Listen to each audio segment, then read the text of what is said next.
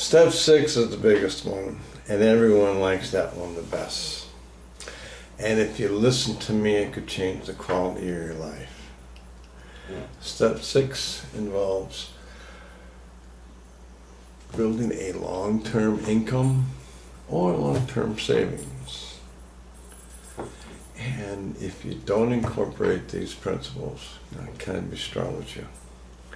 If you don't incorporate these, the chances of you being financially independent are never going to happen. Or if they do, it's way out there.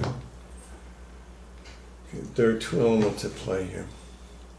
Two financial battles you need to win the money game. The two battles are, the first one is inflation, and we'll talk about that a little bit later. The second one is taxes. So if you remember, it's not what you make that counts, it's what you get to keep. And if you're not careful, taxes are going to kill you. Okay? Let's talk about inflation now. Okay. Have you heard of the rule of 72? Well, Albert Einstein came up with this idea. You take the interest rate you have and you divide it into 72, and it'll tell you how many years you have for your money to double. Now let's just take an example, like you got a 4% interest rate. Okay, we divide it into 72, that becomes 18, right? So any money that you've saved, it'll take you 18 years to double at 4% interest. Okay, let's say you had $100, okay? Okay, we take that $100 and we have it invested at 4% interest. 18 years later it becomes what? It becomes $200, right? Okay. Okay, we take that same $200 now. We're still getting the 4% interest. 18 years later, it becomes what?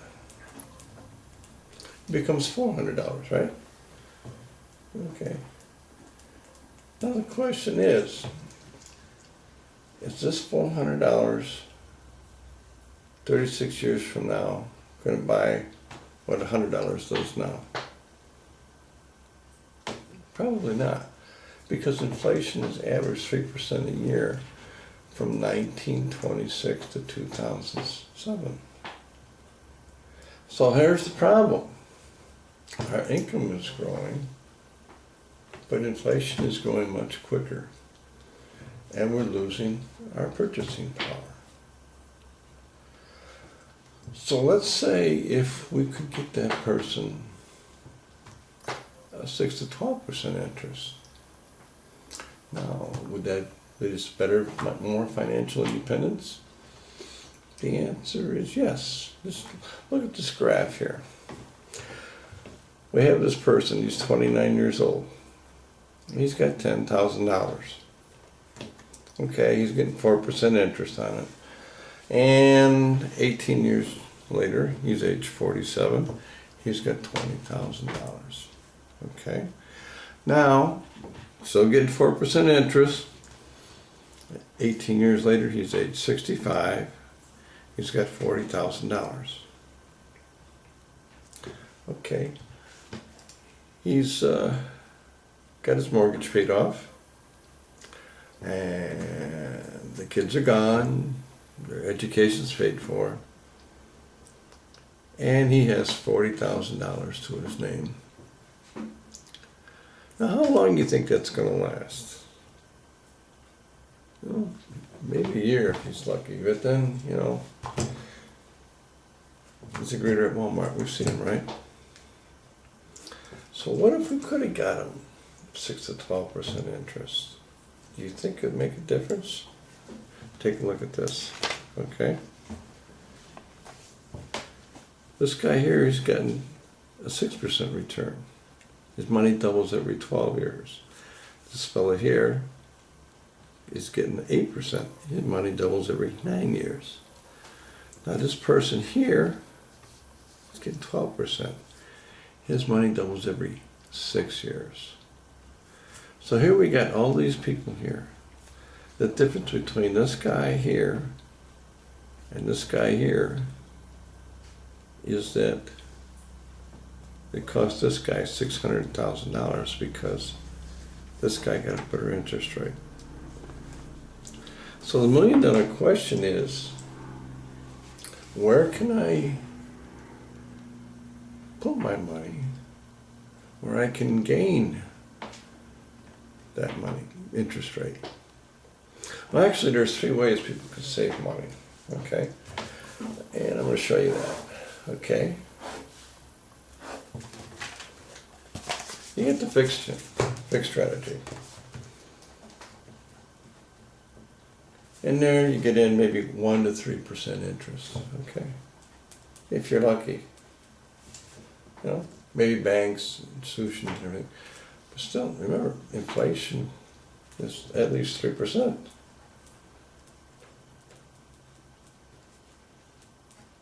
So I'm already just breaking even, okay? The other end of the stock market is the stock market. Okay, well, what does the stock market do? Well, it goes up, and guess what? It goes down. And, you know, there's a greater chance for people to lose their money. I remember I was on one particular client's house, and he lost $115,000 on the stock market out of $130,000. And the bad part was, it was his wife's.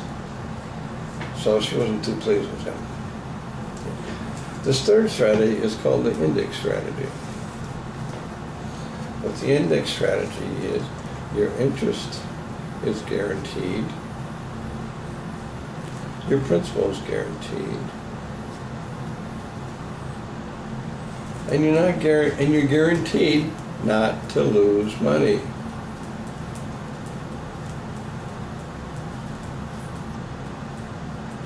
So which one of those 3 would work better for you? The index strategy, right? Okay, and that's becoming pretty popular.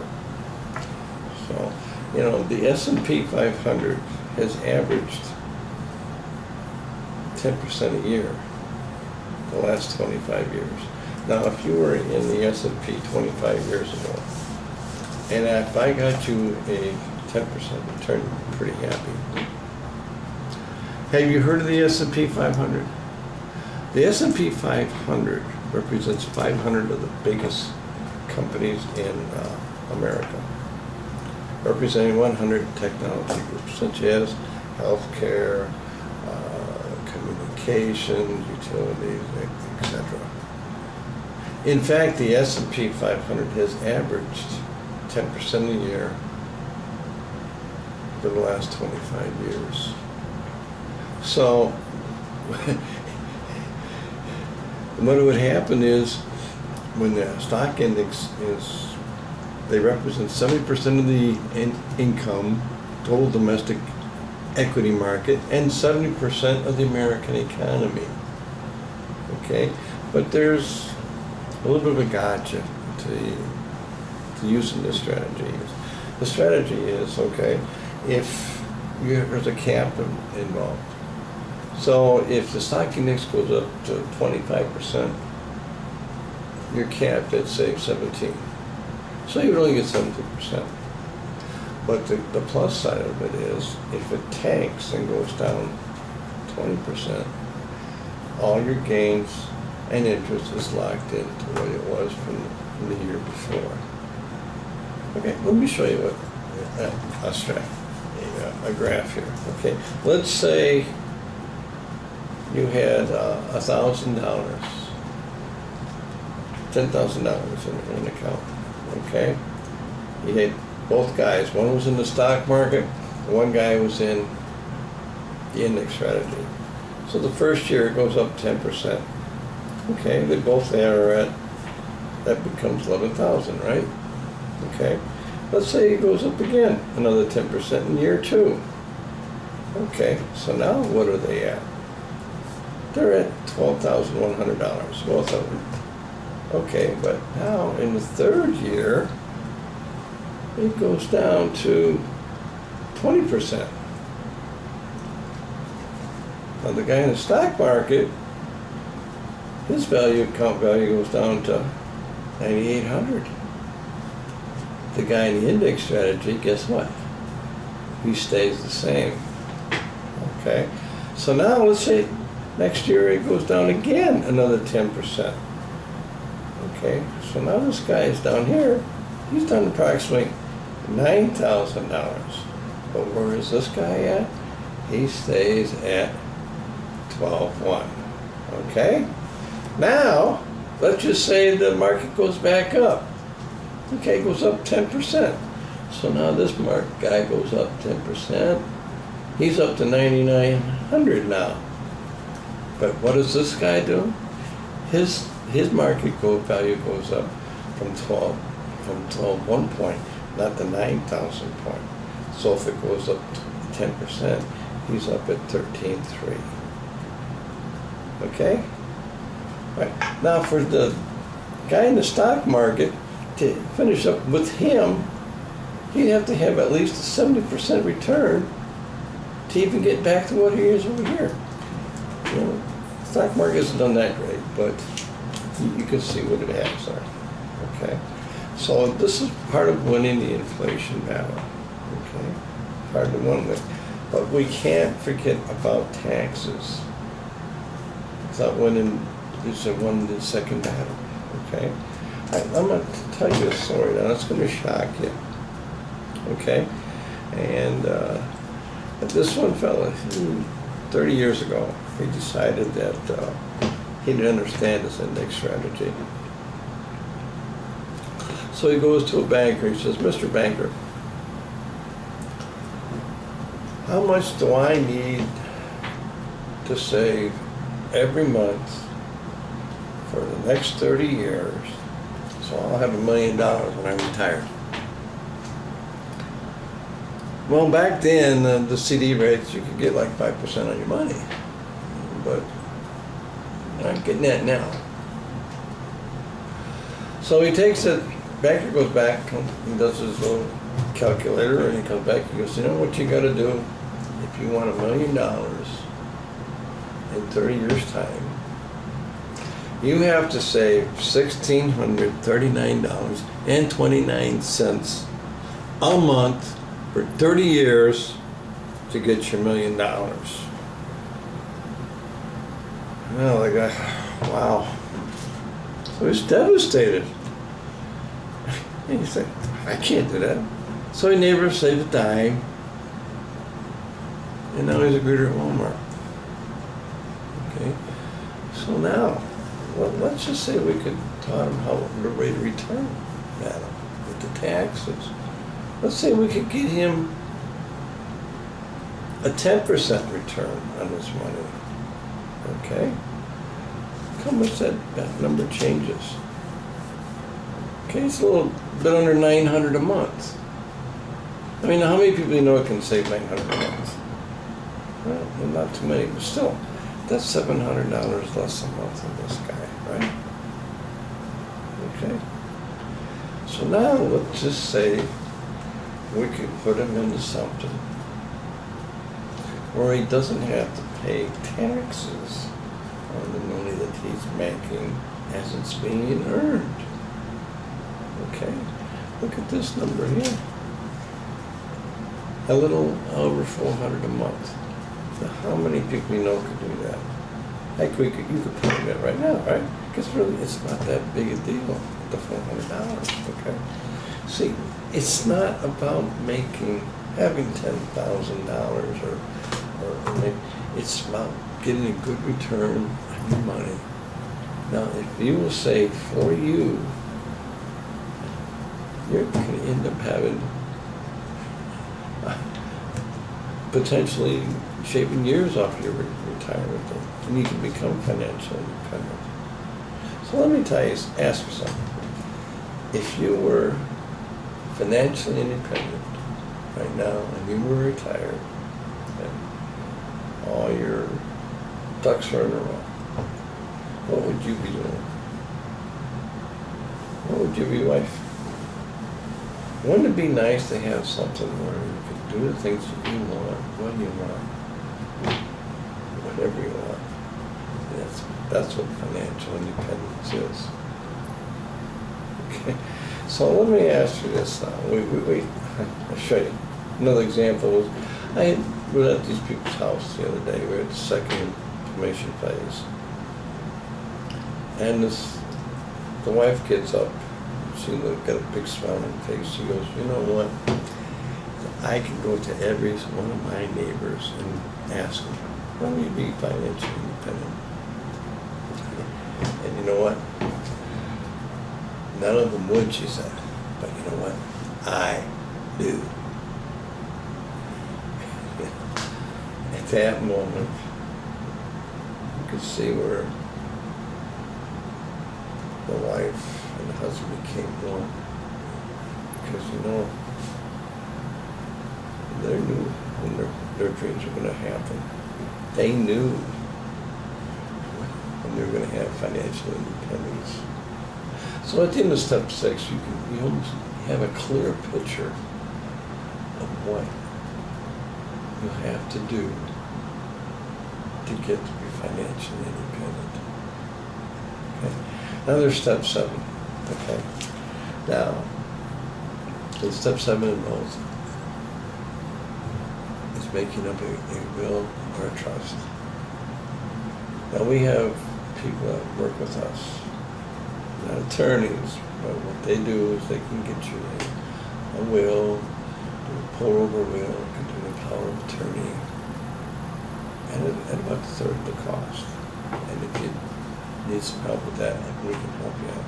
I mean, do you remember a few years back, there was a lady in Florida named Terry Scheibel,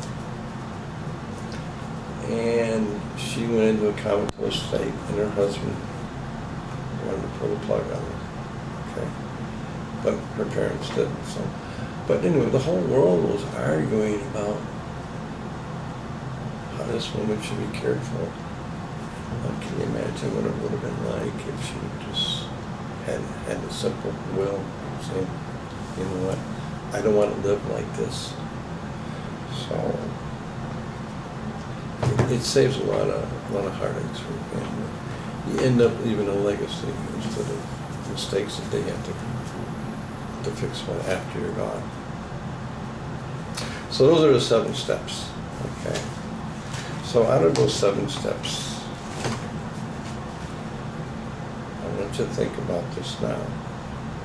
Out of these 7, like increasing your cash flow, eliminate your debt, have proper protection for loss of income, and build a long-term savings. Now, out of those 7, which of those 2 are the ones that concern you the most? Okay, those are good choices. And when I come back, we'll do a plan specifically around that will help you to address these issues. But I want to ask you too, though, this here, okay?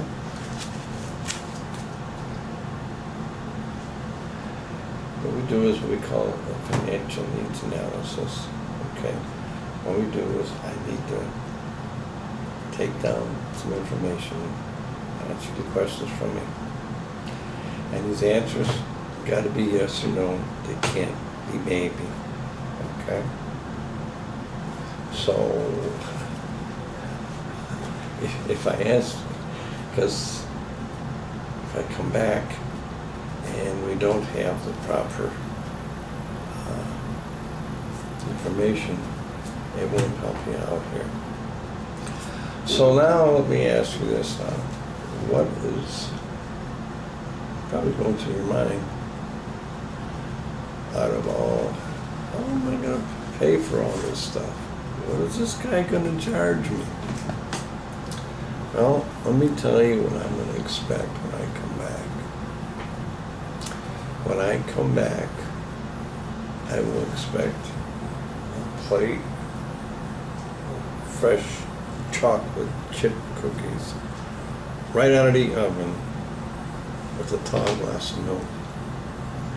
No, I had to throw that out there. You're getting way too serious here. No, really, how we get paid is the companies we choose to help build your financial plan.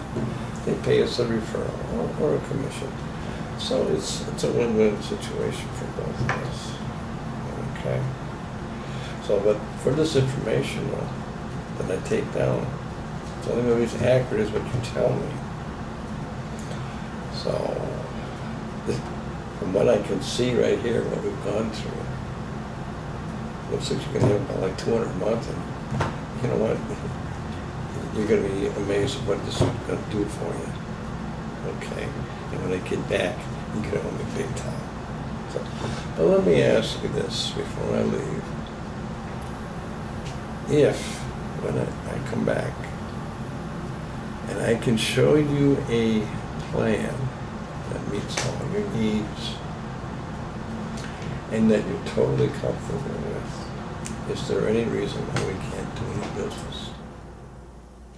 And after we do the business, is there any reason why you wouldn't feel comfortable in giving me the names of 3 or 4 people that would benefit from the services that I'm going to provide you? And with that, I thank you very much.